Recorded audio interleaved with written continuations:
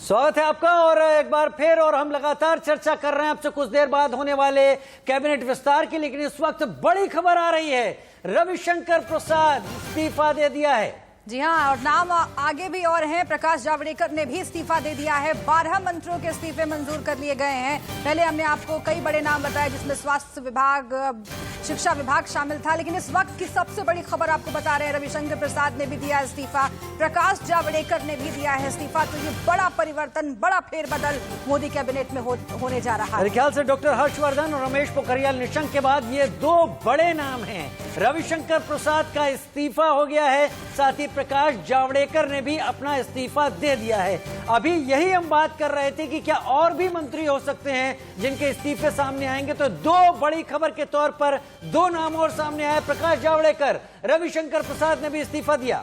जी हाँ, तो अगर हम ये समझें कि पूरा कायाकल्प होने जा रहा है मोदी मंत्रिमंडल का, तो ये कहने में कोई गुरेज नहीं होना चाहिए। हम फिर से एक बार अपने संवाददाता का रुख करेंगे, लेकिन इस बीच अपने मेहमानों का रुख जल्दी से पहले कर लेते हैं।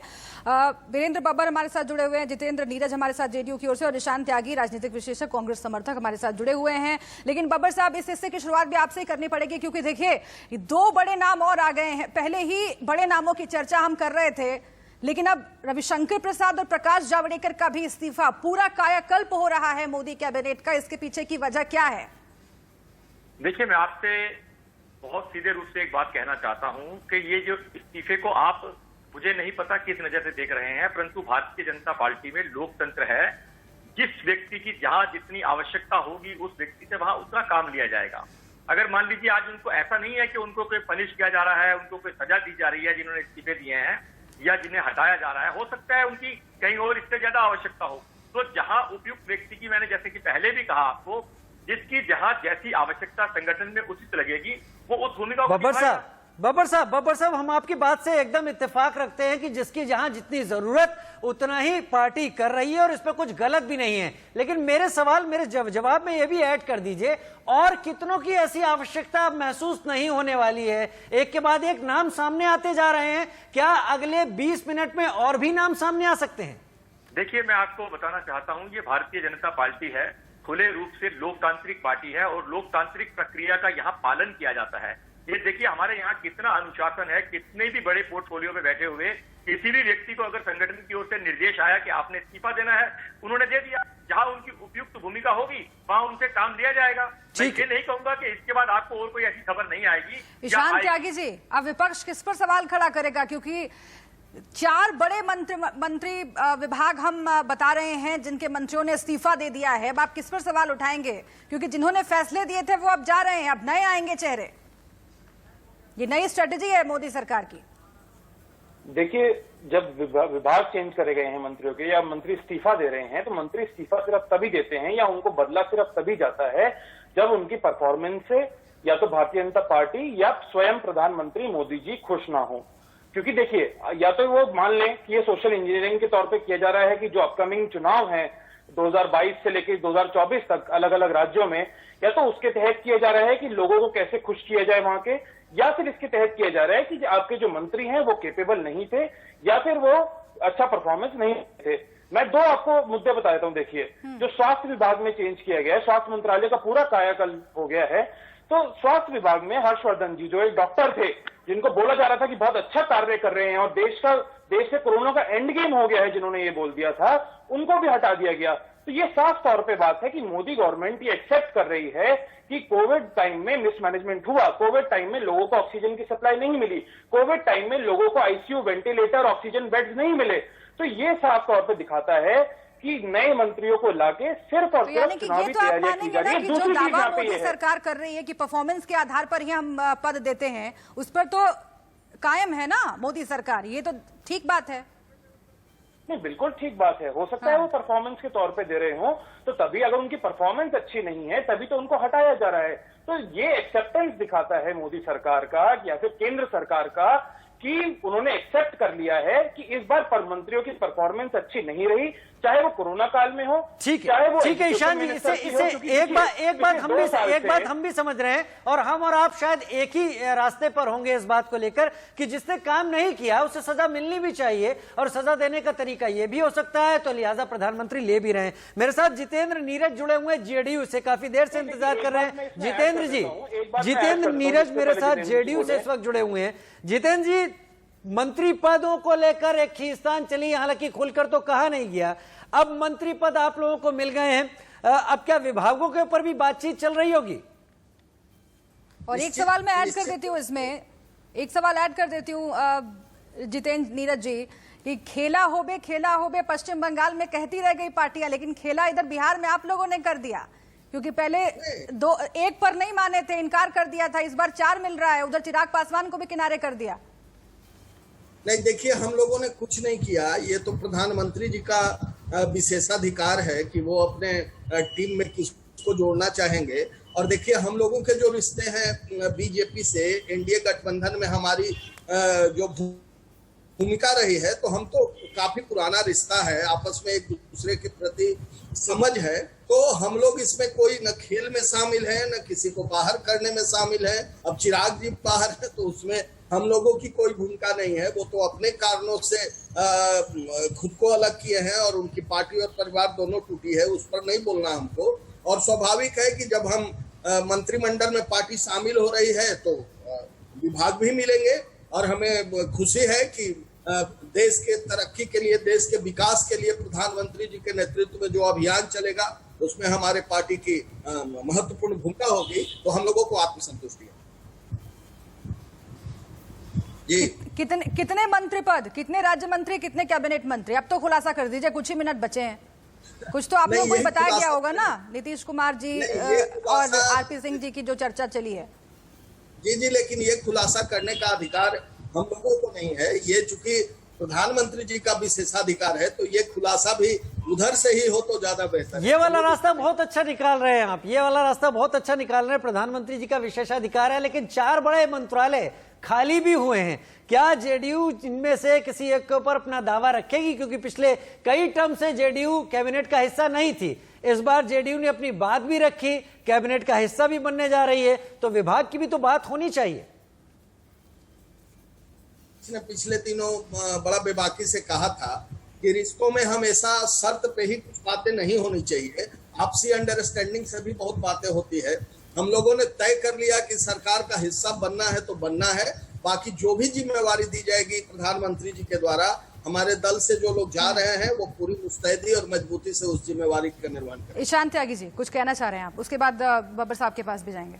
देखिए, मैं ये बताना चाहूंगा कि देखिए, सत्ता के हिसाब से रिश्ते बदलते हैं। कैसे ही जेडीयू हमने भी देखा था कैसे कांग्रेस और आरजेडी के साथ चली गई थी, उसके बाद फिर से भारतीय जनता पार्टी के साथ आके बैठ गई है, तो शायद या तो कोई उनका पेच फंसा हुआ होगा, या फिर उनकी कोई ऐसी सेटिंग हुई होगी या ऐसी डील हुई होगी कि इतने मंत्री अगर आप हमें देंगे तो हम आपके साथ वापस जुड़ जाएंगे।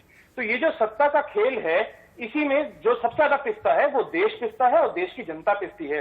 तो अगर हर्षवर्धन जी या बड़े मंत्री बाहर हो रहे हैं तो उनका कार्यकाल जो संभालेगा, या तो उसको पूरी नॉलेज होनी चाहिए उसकी कि क्या चीजें चल रही थी मंत्रालय में और किस तरह की चीजों पे, किस तरह की जो पॉलिसीज है उन पर काम हो रहा था। नहीं, लेकिन आप कह रहे हैं कि डील हुई होगी, तो डील में एक अच्छी बात जो निकल कर आ रही है, आप उसको डील का नाम दे रहे हैं, ठीक है, कोई भी सरकार रहती है तो अपने हिसाब से नाम तय करती है, अपने हिसाब से मंत्री पद का भार देती है, लेकिन मुझे ये बताइए कि इसमें जो एक बात निकलकर सामने आ रही है वो ये कि ओबीसी की भागीदारी बढ़ रही है, महिलाओं की भागीदारी का ख्याल रखा जा रहा है, युवाओं की भागीदारी, राहुल गांधी तो युवाओं की खूब बात करते हैं, तो इस मामले में तो आपको सरकार को कांग्रेचुलेट करना चाहिए ना कि हाँ, ठीक दिशा में जा रहे हैं, अच्छी दिशा में जा रहे हैं, रिप्रेजेंटेशन बढ़ेगा, आप लोग ही तो मांग करते रहते हैं। नहीं, देखिए, बिल्कुल युवाओं की भागीदारी बढ़नी चाहिए, हाँ, और महिलाओं की भागीदारी भी बढ़नी चाहिए, बिल्कुल बढ़नी चाहिए, क्यों नहीं बढ़नी चाहिए। दूसरी चीज यहाँ पे ये है, देखिए, जो ओबीसी की अब भागीदारी बढ़ रही है वो या तो पहले से बढ़ाई होती उन्होंने, या फिर पहले से उनको इक्वल रखा होता।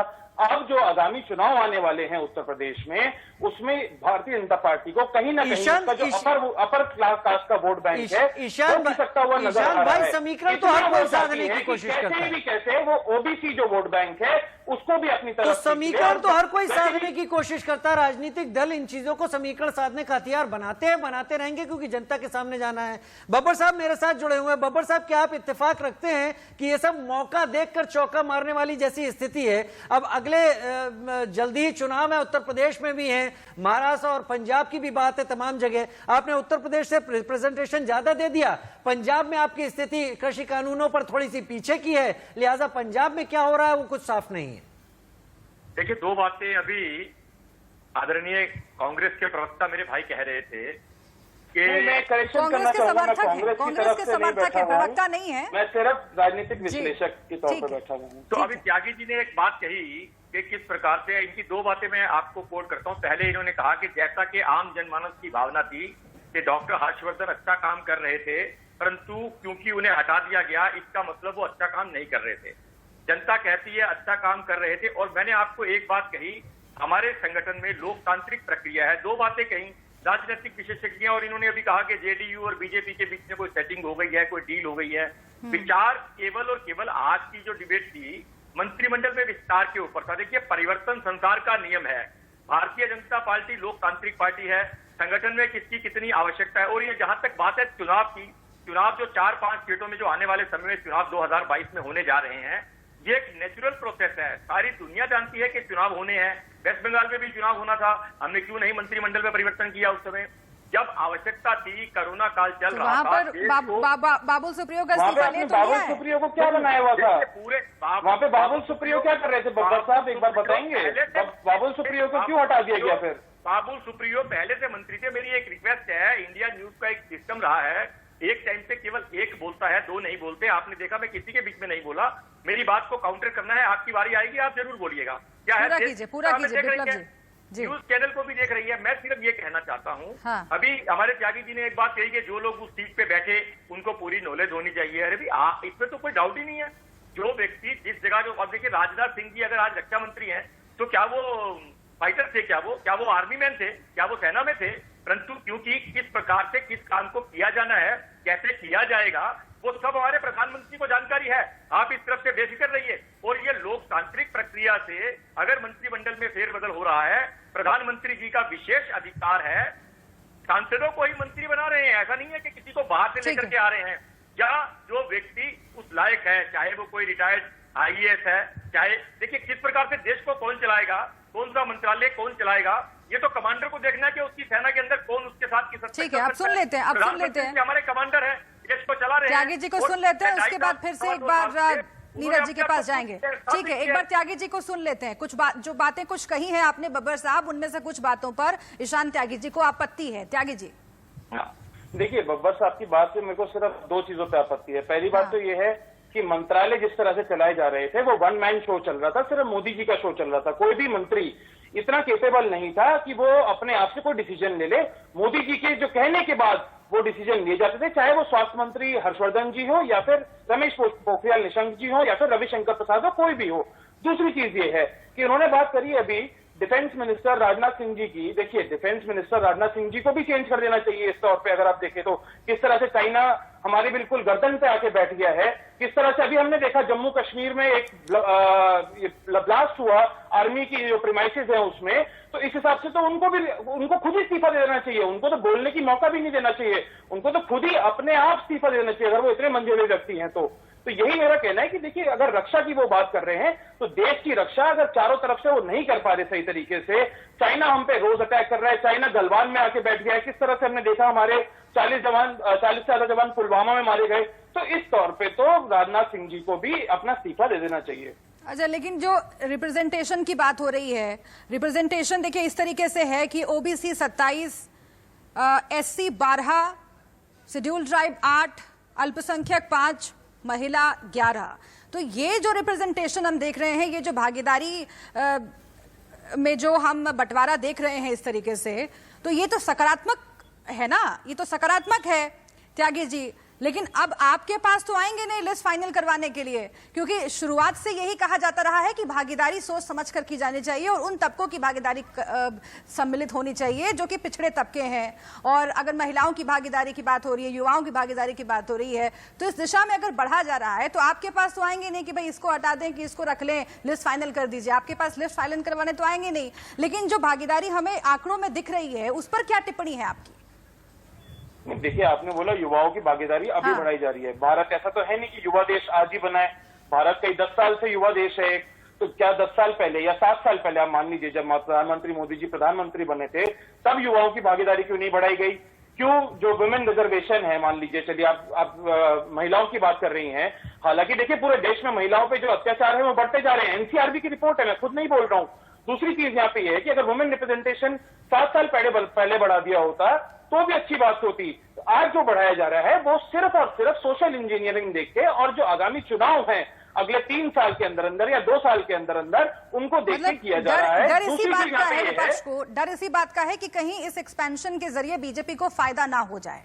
नहीं, ये डर है आपका क्या? जो महत्वपूर्ण बात है, उससे महत्वपूर्ण बात यहाँ पर ये है हाँ। कि अगर एक मंत्री काम कर रहा है और वो बीच में कार्य छोड़ के जा रहा है, राइट, तो उसके बाद जो दूसरा मंत्री आ रहा है, आप उसको बोल देंगे, वो तो बोल देगा मेरा दोष नहीं है इसमें, अगर कोई पॉलिसी फेल हो गई या फिर अगर कुछ गड़बड़ हो गया। ब्रेक का वक्त हो रहा है, तो ये सब चीजें उस टाइम पे जब देश दिक्कतों से गुजर रहा है, ये प्रधानमंत्री मोदी जी को देखना चाहिए था कि वो कम से कम डॉक्टर हर्षवर्धन को रिटेन करते। और मैंने अपने पहले वक्तव्य में कहीं नहीं कहा कि जनता जो है डॉक्टर हर्षवर्धन। ठीक है, इस वक्त तस्वीरें आ रही हैं, थोड़ी देर के लिए रुक जाते हैं। इस वक्त तस्वीरें आनी शुरू हो गई है राष्ट्रपति भवन से। तमाम वो लोग जो कि अब मंत्री पद की शपथ लेने की तैयारी में हैं, आप देख रहे हैं सब लोग अपनी अपनी जगहों पर पहुंच चुके हैं। समय भी अब कम ही बचा है, करीब 10 मिनट के करीब का वक्त है इस वक्त। और ये तस्वीरें, सीधी तस्वीरें राष्ट्रपति भवन से।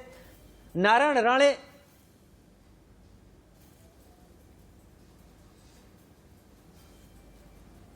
एक छोटे से ब्रेक का यहाँ पर वक्त हो रहा है, वापस लौटेंगे, ये तस्वीरें भी आपको दिखेंगे, समीकरण भी समझाएंगे। एक छोटे से ब्रेक के बाद आप बने रहिए हमारे साथ, देखते रहिए।